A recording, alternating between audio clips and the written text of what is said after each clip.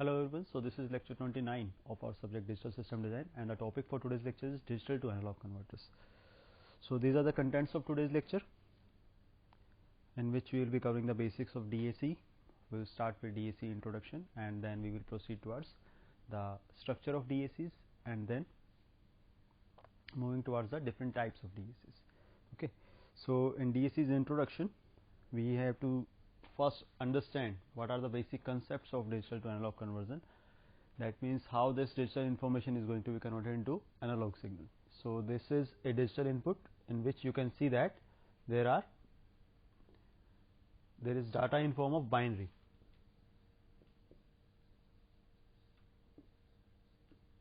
Okay. And it is being converted into a continuous value. A binary input is getting converted into a decimal value, and all those decimal points then can be joined to give it a continuous representation, which is termed as the analog input. Okay.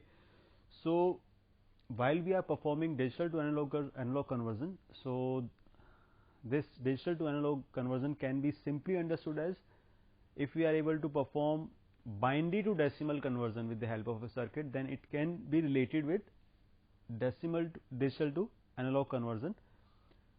And this is the formula as we have used in our basic conversion from binary to decimal, in which we had seen that if this is the number provided to me 1011, which is in binary, then what I did was 1 into 2 raised to power 0 plus 1 into 2 raised to power 1 plus 0 into 2 raised to power 2 plus 0 into 2 raised to power 3. So something like this. It's not 0, this is 1. So 1 into 2 raised to power 3. So this is the same structure. So if my circuit is able to generate that expression, although there might be some additional things, and those additional things can be considered as the proportionality factor k, that can be equated to unity by adjusting the circuit components or the supply voltages. Okay. So this is the basic how we are going to convert digital to analog by following the principle of binary to decimal conversion. Okay. So this is the binary data or digital data, it passes through DAC and we are getting a continuous waveform. So it is being named as, it is being termed as analog input, analog output. Okay. So this is the basic of DAC. Okay.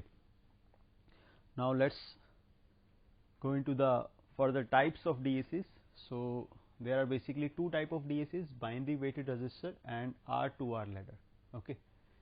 So all these D to A converters will be comprising of switches, resistors and op amps. So these three are the basic components which we will be using to prepare these DAC structures. So let's start with the first one, binary weighted resistor DAC. So this is binary weighted resistor DAC. So it utilizes a summing op amp circuit. Summing op amp circuit means operational amplifier acting as a summer. Okay. That means multiple inputs can be added together. That means it must be having multiple branches by which the input will be entering the op amp. And before proceeding towards the details of this op amp is also not from our digital electronics subject, and this is actually IC. This is operational amplifier is an IC, or we can say it is a component which is from the analog domain. So we have not covered anything about this op amp in our previous lectures. So I am just giving a brief idea of how this op amp will be functional from that angle, so that we are able to understand its functionality from our utility point of view, that is the D to A converters and A to D converters. So this op amp is basically an IC available to us, in which mainly there are three components, although it is an 8-pin IC, but we will be using only 3 pins which are being required for this D to A converter purpose. So from that point of view, there are two input terminals. Okay. and there is one output terminal. So this is my inverting terminal and this is non-inverting terminal. Okay. So these are the two inputs and this is the one output. So this output will be generating the operation performed between the the inputs applied at these two inputs. So from that point of view, there can be two configurations. If we are grounding, as we can see that this is op amp in inverting configuration. Okay. As we can see that non-inverting, that means the plus terminal is grounded, because input will be applied through the minus terminal, or we can say the inverting terminal. That is why it is termed as inverting configuration of op amp, in which we can see that there is a feedback resistor. So in inverting configuration, gain is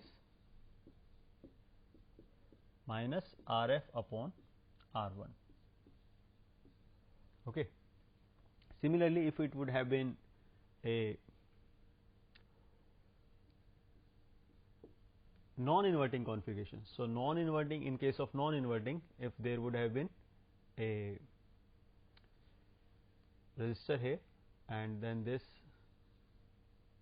Rf and this was R1, then in that case for non-inverting configuration, gain would have been 1 plus Rf upon R1. But we are not going to use this non-inverting configuration. So I will be mainly focusing on this non-inverting gain, which is equal to minus Rf by R1. Okay. So in this minus Rf by R1 type gain, this is the arrangement which is provided to me. Now how this arrangement is functional, how this is accepting the inputs, we have to see that these are the terminals which are actually accepting the digital data. Okay. We can see that there are two possibilities, one for high signal and one for low signal. Similarly for all the switches 1, 0, 1, 0, 1 and 0. All these zeros are connected to a voltage which is termed as V0, and all these ones are connected to a supply which is termed as V1. Okay. Later on we will see that we will be grounding the voltage supply for V0 and we will be using a reference voltage VR for high signal, that is V1. Okay. So this is the switch part of the circuit. Now after that, as the name suggests, weighted resistor, that means there will be different resistor for each bit. That means if it is LSB, that means it is a least significant bit, that means it must be having the highest resistance, so that the output from that branch is the minimum. Similarly, the MSB, most significant bit, so for most significant bit the resistance should be minimum, so that will be the lowest resistance branch. Okay. So you can see that R is there, R is the lowest resistance, and there is a 2 raised to power n minus 1 R, which is the highest resistance. Okay. So for this lowest resistance, it is marked here that it is MSB branch, most significant branch, branch for most significant bit, and similarly this is for LSB, that is this last one is the LSB branch, and we are moving towards from MSB to LSB, and resistor is increasing in powers of 2. That means we started with R, then the next branch resistance will be 2R, then the next branch resistance will be 4R, then 8R, 16, 32 and so on. Okay. Up to the number of bits which we are going to feed into the DAC. Okay. And the outputs of all these branches are going to be added together, and that thing is going to be applied at the input of this inverting op amp configuration. Okay. Where this feedback resistance is also connected. So if we are interested in finding the values of these voltages, or sorry, values of these currents, then we can check that there are different current. There are, this is termed as IN minus 1 branch, IN minus 2 branch. As this is the LSB, so it is denoted by I0, and this is MSB, it is denoted by N minus 1. So some of these currents will be the actual current which will be entering this inverting terminal of the op amp. Okay. And if we talk about the individual values of these currents, then this I naught will be equal to, we can check that the voltage applied is will be V naught, and divide by 2 raised to power n minus 1 R. Similarly, this I n minus 1 current will be equal to V n minus 1 divided by branch resistance, which is R. Similarly, we can calculate for other resistances as well. But the main thing is how these currents are going to be summed together by this op amp. So, for that we will be considering the individual branches. Okay. So, let us proceed to that section now. So, as we have already seen that the gain, I am again writing it here, gain of this configuration is equal to minus Rf upon R1. Okay. So, this is the gain of this configuration. Now, Rf is common for all the branches, but R, this input resistance, instead of using R1, I am saying it as R in, input resistance. So, input resistance of all these branches are different. So, we will be taking one branch at a time. So, if we take this branch now, okay. So, if I take this branch, then we can write the expression as V naught, output will be equal to input is V for this branch, this is I n minus 1, that is V n minus 1, and actually for all these bits we can actually use this V1 as VR, reference voltage, and V naught as ground, or we can say 0 volt. Okay. So, from that point of view, all the input voltages will either be 0 or VR. Okay.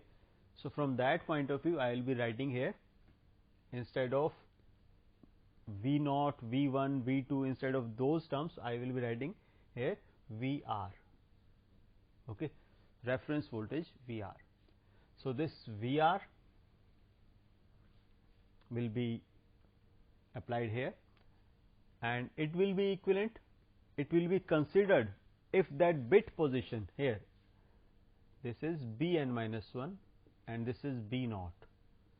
So, this if this MSB is equivalent to 1, so Bn minus 1 has to be multiplied with it. Okay. So, I am multiplying it with Bn minus 1. Okay. So, Bn minus 1. This is the voltage which will be entering, and the gain factor will be Rf upon R. This is for the first branch. Okay. And the gain is negative. So, I am adding a minus sign in front, because here you can see the gain is negative. Similarly, for other branch, for the second branch, if we check, it will be VR into Bn minus 2, okay, into Rf upon 2 raised to power 1 R, and this R can be considered as 2 raised to power 0 R. It is 2 raised to power 0. Okay. Similarly, we have written for this branch, and for the third branch, then VR Bn minus 1 into Rf, not Bn minus 1 but Bn minus 3 Rf upon 2 raised to power 2 R, and proceeding further. Similarly, for the last branch, VR into B naught into Rf upon 2 raised to power n minus 1 R. Okay. So, this is the sum total of all the branches. So, if we take whatever we are getting common, so if we take VR common, minus VR common actually, and this thing also common, 2 raised to power n minus 1 and also Rf upon R. So if all this thing is taken common outside, then we can check that from the first bracket.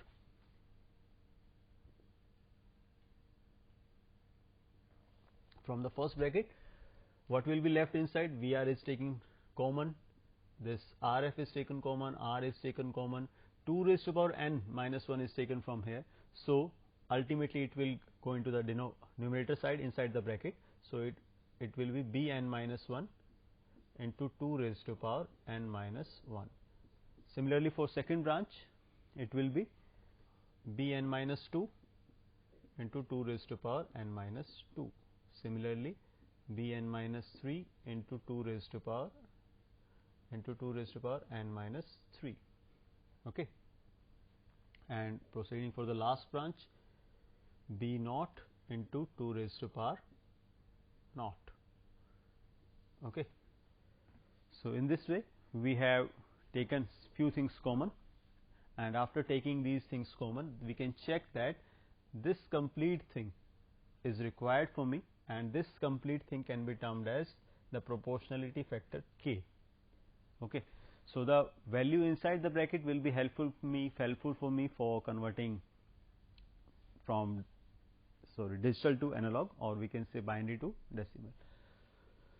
But this K thing, if we are able to manage and K is equal to 1, for this K is equal to 1, we have to ensure that Vr should be equal to minus 2 raised to power n minus 1, and first requirement, and second requirement will be if Rf is equal to R.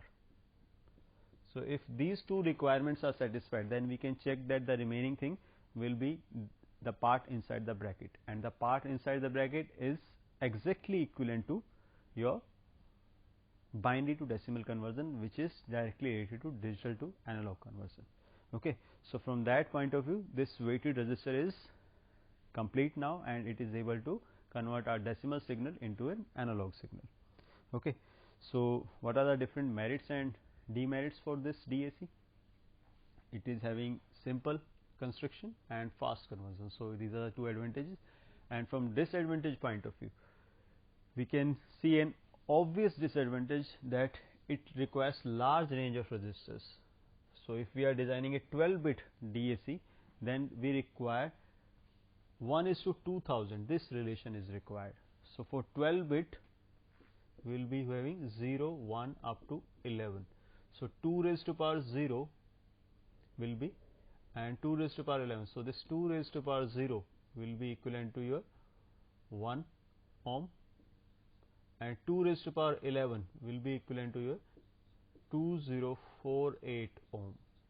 So this much vast range of resistances will be required. Okay. So if we are taking in ohm, actually, although it can be in kilo ohm as well. So if this is 1 kilo ohm, then it will be that much kilo ohm. Okay. So it requires low switch resistance in transistors. Actually, we have shown it in the form of passive switches, but these switches, when we will be preparing an actual circuit, will be transistor based switches, and it can be expensive, therefore usually limited to 8-bit resolution. So for that 8-bit resolution, this relation will be, we will be having resistance value of R, 2R, 4R, 8R, 16R, 32R,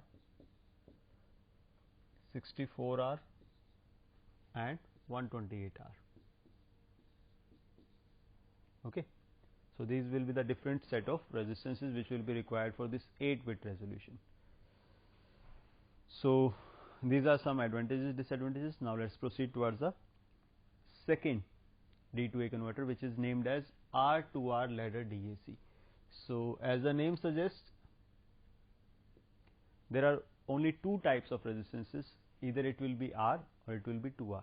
So it is easing out the constraint of that weighted resistor, that so much vast range of resistors are not required to design this R2R ladder type DAC. So it uses only two resistor values, R and 2R. Okay. The input to the resistor network are applied to the digitally controlled switches. Digitally controlled switches means these are again transistor based switches. A switch is in position 0 or 1 corresponding to the digital input for that bit position being 0 or 1. So switch will be 0 position, in 0 position it will be connected to 0 input, in 1 position it will be connected to 1 input, or we can say for 0 it will be connected to low input, for 1 position it will be connected to high input. So this is the basic structure. So if it looks a bit complex, you can check that this is an initial branch, and after that you can see that for n number of branches, for an n bit DAC, we are having these 2R branches which are accepting the binary input. Okay, these 2R branches, or we can say the vertical branches, are accepting the binary input, and the resistance between these parallel branches are R, and if there would have been, then it would have also been R, then R, and the last resistance, this last one, is equal to 2R. That we have to remember. Okay, so this is a general structure of a n bit R to R ladder DAC. So if you want to prepare a 3-bit version for that, so for that 3-bit version, we can actually reduce the arrangement. It will be something like this. Okay, so this is the 2R branch, first 2R branch, and this is the first branch which will be accepting the input low or high. I am simply representing it in form of low and high.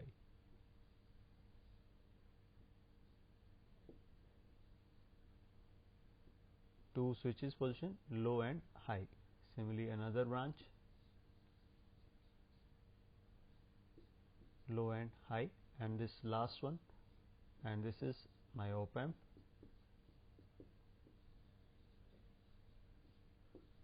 RF, these all are 2R, 2R, 2R, this one is also 2R, and these are R branches.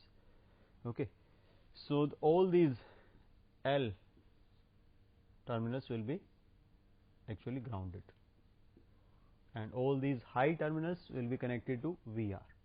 Okay, all these high will be connected to VR, all low will be connected to ground, high will be connected to VR.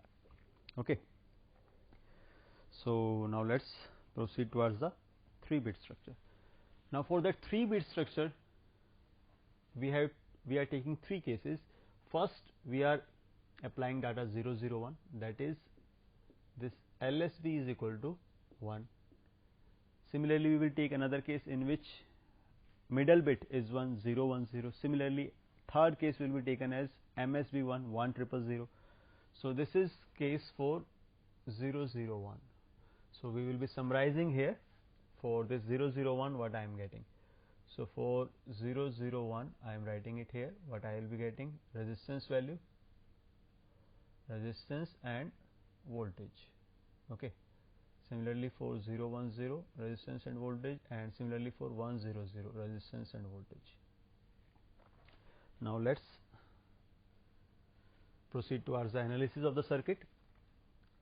So if this bit is 0 0 1, that means MSB is 0, this is also 0, and this LSB is 1.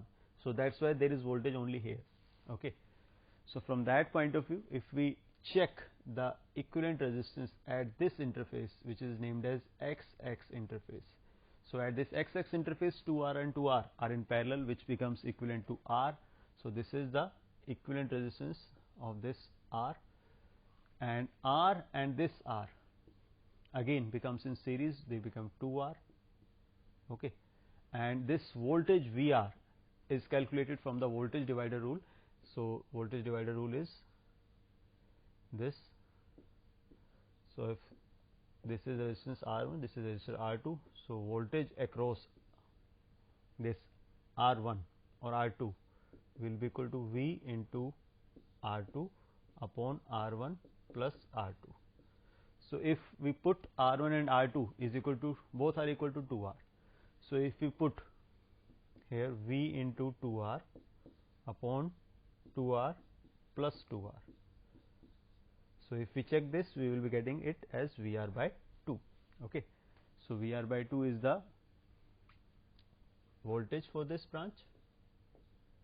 We have mentioned it here.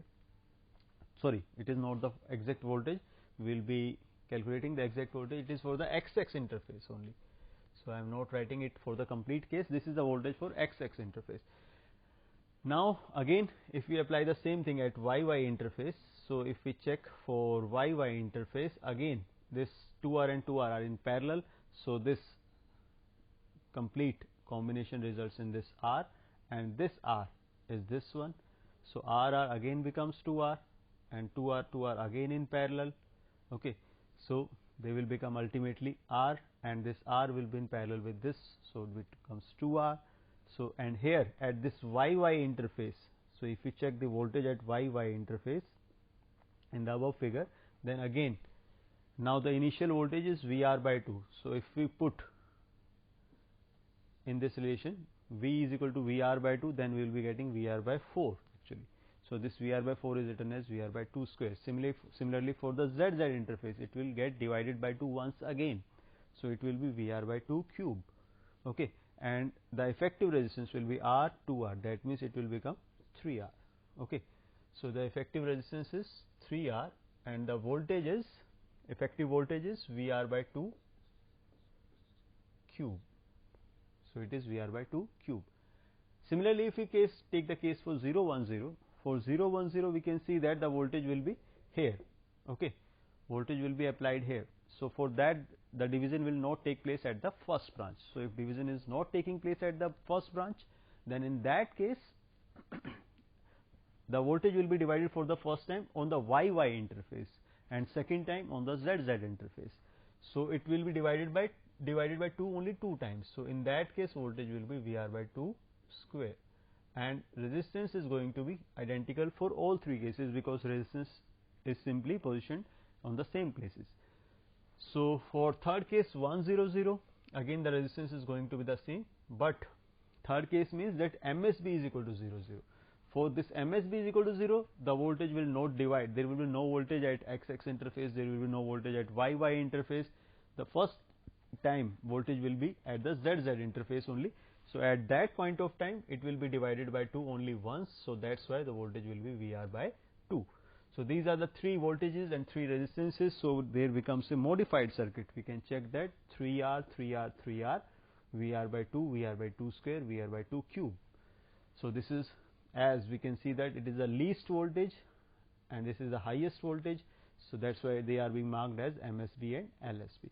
So again we can write the same expression using as we have done in the weighted resistor case. So 3 branches are there. For first branch it will be RF by 3R into VR by 2 cube, which is the input voltage, multiplied by the bit position B0 for LSB branch. Similarly RF by 3R. RF by 3R is common for every branch, because this 3R is in all the branches, and then VR by 2 square is the voltage for second branch, multiplied by B1, because they can be considered as B0, B1 and B2.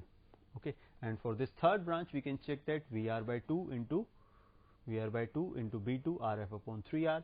So if we take RF by 3R common, then it becomes RF by 3R and VR by 2 cube common. So it becomes this thing.